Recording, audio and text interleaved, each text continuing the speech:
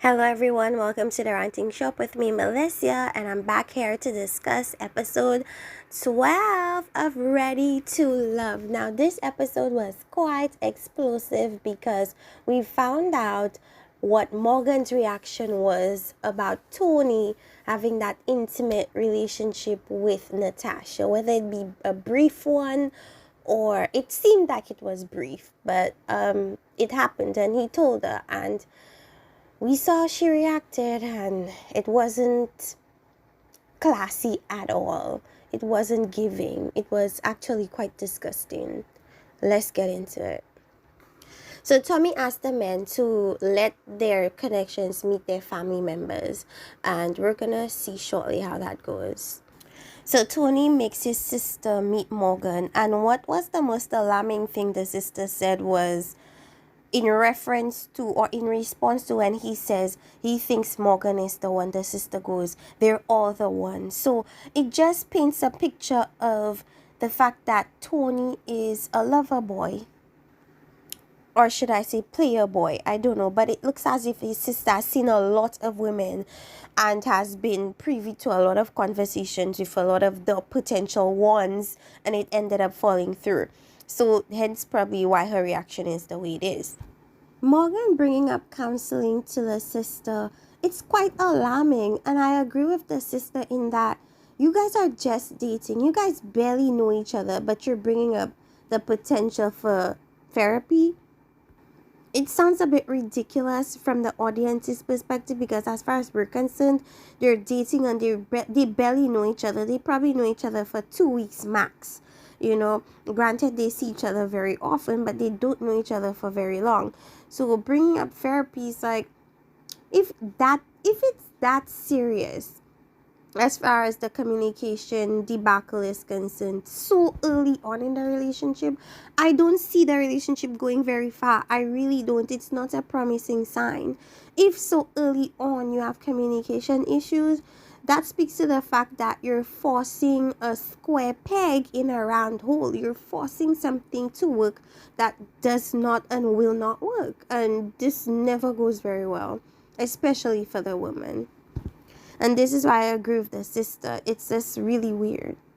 Granted, I know this is a quick process and I know like everything happens fast paced and stuff like that. But if in the very beginning you cannot get to the point of good communication, then it's just doom and gloom in my perspective. Morgan says that communication is not Tony's strong point, but what's really funny to me is that it's not her strong point either. Like, you are not that good at communicating because when he tries to speak to you, sometimes you dismiss him. The same way when he tries to speak to you, you dismiss him. It's just not that good.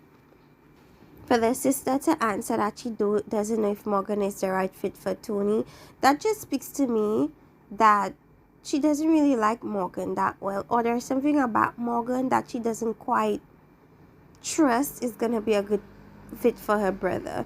And I think he should really lean into the fact that she really did not have a concrete answer for him. That should speak to him. Now, Cynthia and Tony. Now, I didn't know that. Not Cynthia and Tony, sorry, Cynthia and Anthony. I didn't know that her ex bothered him to that extent because from the meeting that they had, it appeared that Anthony had things under control, like he wasn't gonna make this man rattle him or get him to a point of, becoming emotional, not like Andre did. But I didn't know it affected him so much. But it made sense that it would, because at the end of the day, if you choose Cynthia, the ex is somebody that you're gonna have to constantly be in contact with because that is the father of her children. But I think that the thing is, I think what's gonna happen is he's gonna soften up to Anthony the more he begins trusting Anthony's intentions with Cynthia. And I really don't blame the baby father, because anybody should be that way when potential new men are gonna be around your children. Like, I cannot really fault him, but I didn't think Anthony took it so seriously. But anyways, Anthony had his friend, cousin, not sure who he is, meet Cynthia, and initially he had this whole plan that he was gonna be so tough on Cynthia and all this stuff.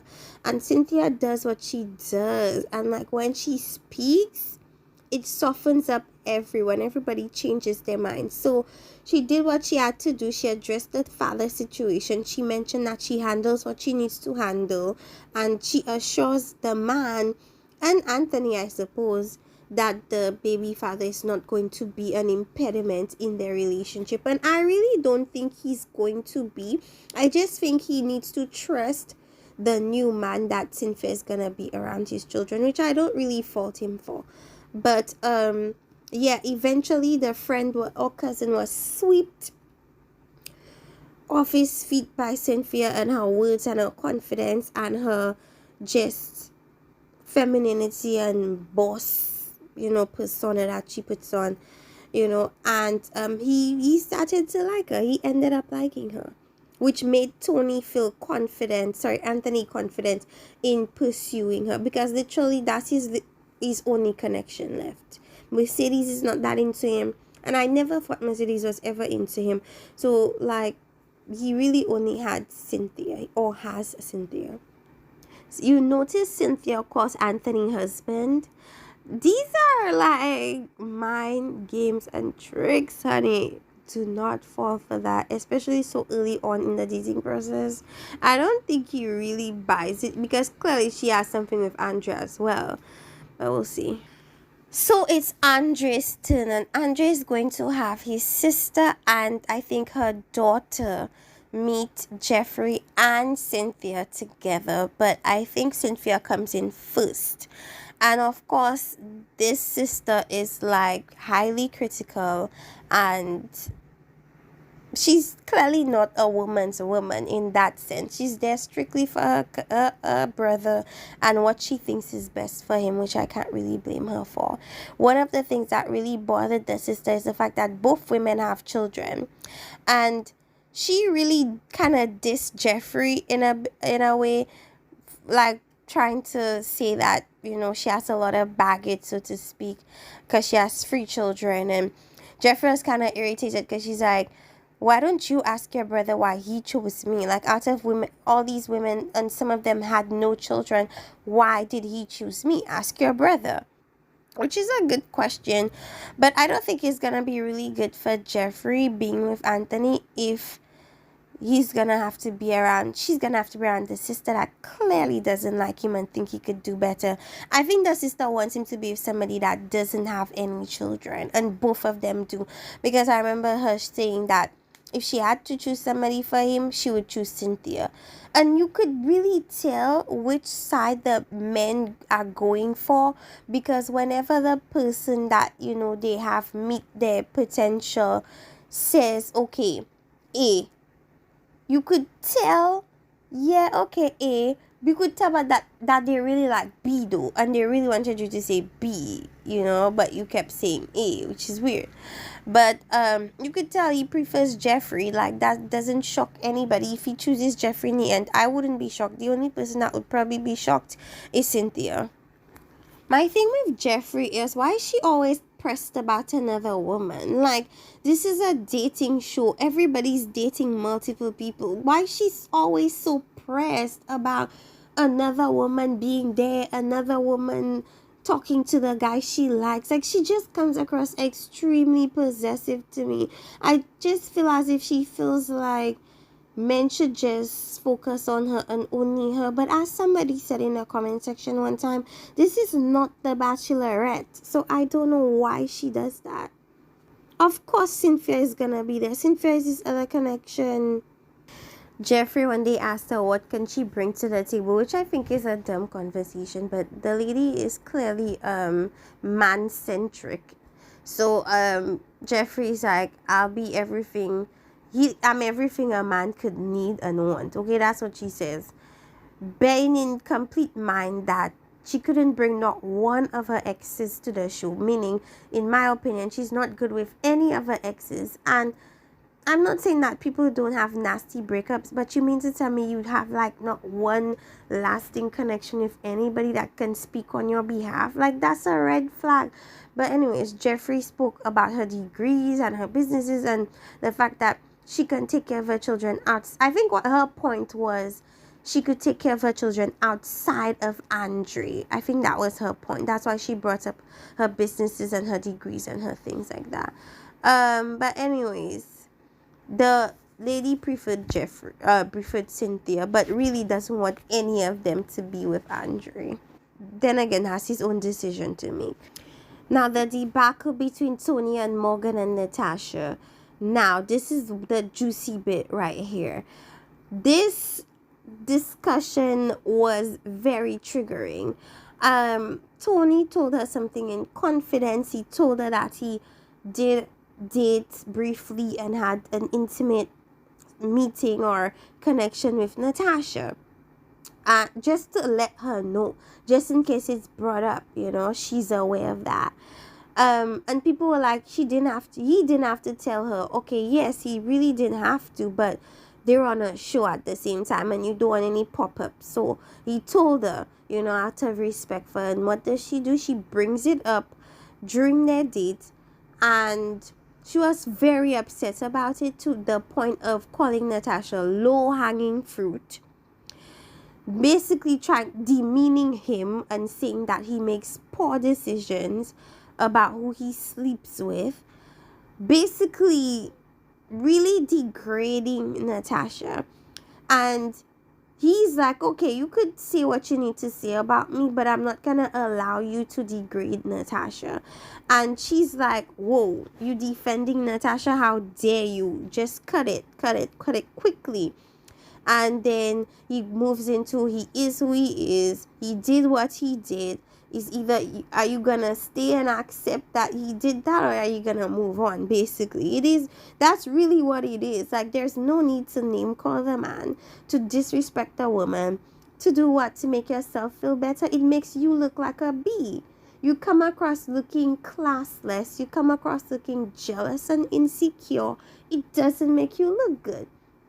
And considering, okay, you do feel jealous that he slept with somebody else before you, but it happened before you. So, like, I know for me, if I was told that information, I really wouldn't care. Granted, no diseases were, like, caught or whatever the case may be. If it happened before me, there's no beef. You did what you did. That's your business. But for her to be so pressed, I was really taken aback. And somebody was implying that perhaps she's been intimate with him herself, and that is why she took it so, she was so negative about her responses to Natasha.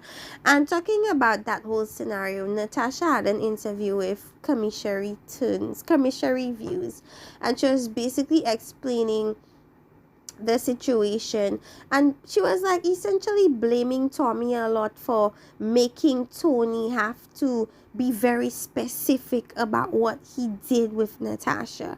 But I feel like that is just the nature of the show. Like, if you're gonna say you did something, they want the details. Like, it's gonna make the show, it's benefiting the show. People don't do things for you or to save you or to save your appearance or to save your personal life. If you bring out something juicy, they're gonna exploit that for all it can give, because that's the nature of reality TV. So she kept blaming Tommy for having Tony do that, be explicit.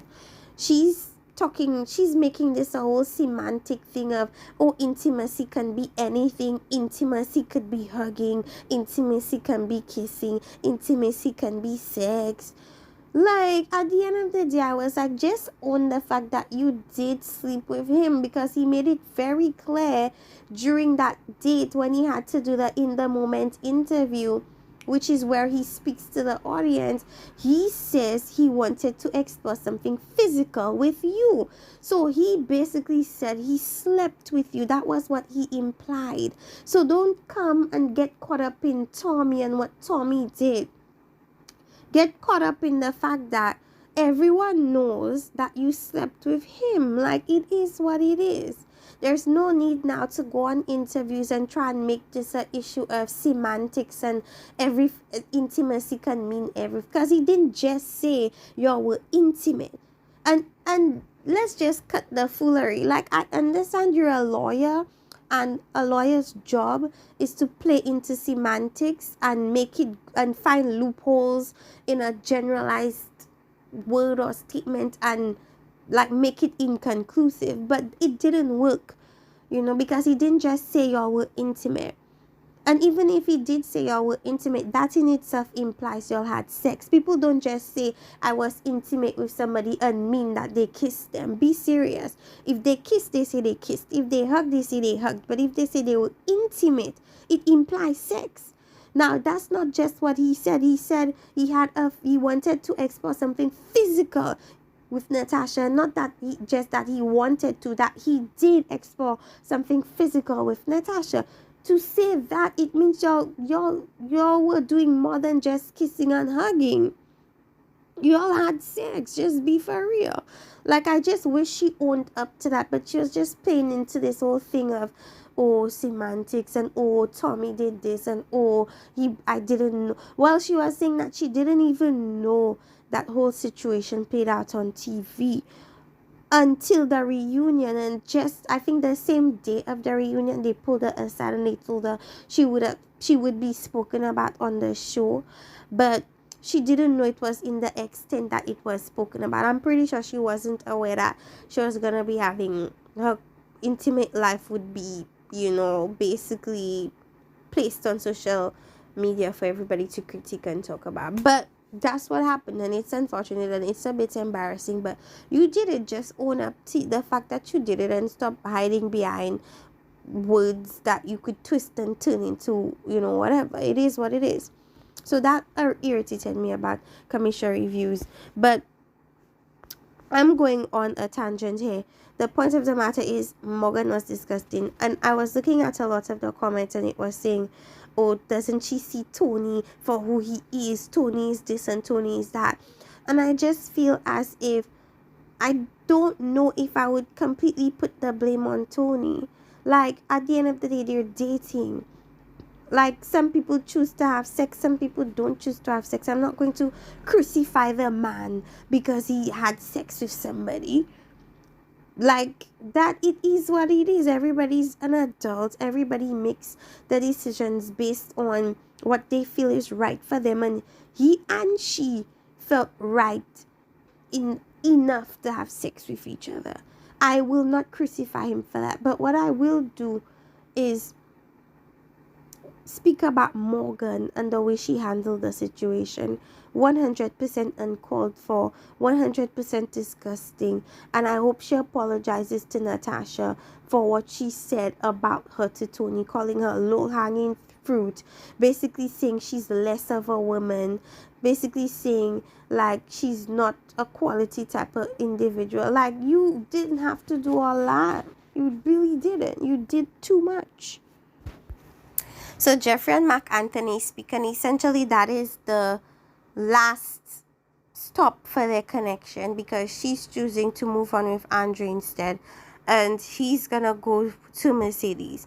And I feel like it's for the best. And she kind of hesitates because she doesn't know how he's going to handle the fact that she has these kids, and how is he gonna, like, she's unsure. She's more sure about Andre for some reason, maybe because of his age. That could be what it is. But anyways, there's no more Jeffree and no more Marc Anthony.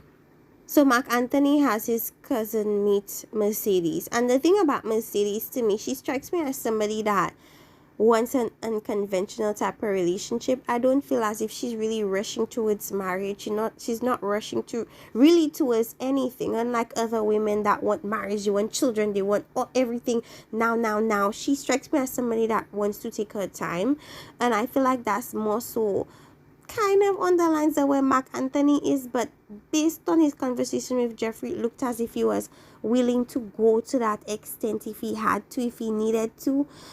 I feel like that's what he wanted. But then with Mercedes, he's getting a calmer type of situation, a cooler situation. Like, she doesn't really want to rush into anything. She wants to take her time. She wants to question things. She wants to figure out if it's gonna really work or not before she proceeds and stuff like that. And then she hears he's moving to New York, or may potentially move to New York, which kind of shocks her because, she's thinking everything is gonna be within Miami, but then she's realizing that it may be a long distance thing. And according to her, she says it's scary, but she's willing to try because she thinks the situation with Mark Anthony is worth it. So we're gonna see how that works out. I'm not thinking it's not ideal to me. So I don't think it's gonna be a long-term connection. Because as much as they have the aviation thing in common, and maybe that's the type of woman Mark Anthony is used to being with, I think he went on the show for something different, which was probably Jeffrey. And the way that fell through, I feel like Mercedes is his second choice. So I don't know if that's gonna go very well. But the cousin likes her, so that's a good sign. And the cousin thinks he should really pursue her. So then there's that. But I just don't have any, how do I say? I have no confidence in their relationship being something long term. Anthony goes and does this whole cute little romantic scene at the beach. They have this beach bed and he sets up these roses and the champagne and everything, and he rubs Cynthia's feet and everything like that. And it looks as if she really likes it. She's, appreciative of the gesture and whatnot, but I feel like she's moving more towards Andre, even though Anthony is probably the better choice for her. I feel like Andre is the person she really wants, but I don't think Andre really wants her. So it's gonna be really, really crazy to see how that finale is going to end up being.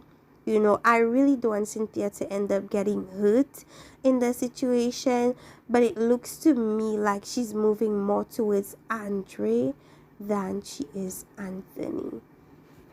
The men meet in the lounge and all of them are discussing their dates and so on and so forth. And then Tony reiterates the situation about the thing with Natasha. I already have a video about it already, so I'm not going to go too much in depth into it.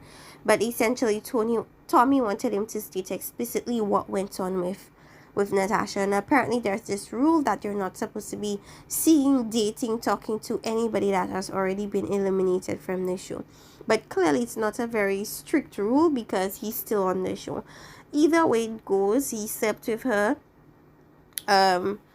Morgan has accepted it, so I think everybody should move on from that. What else can be said about this? I think that's basically what the lounge essentially was about.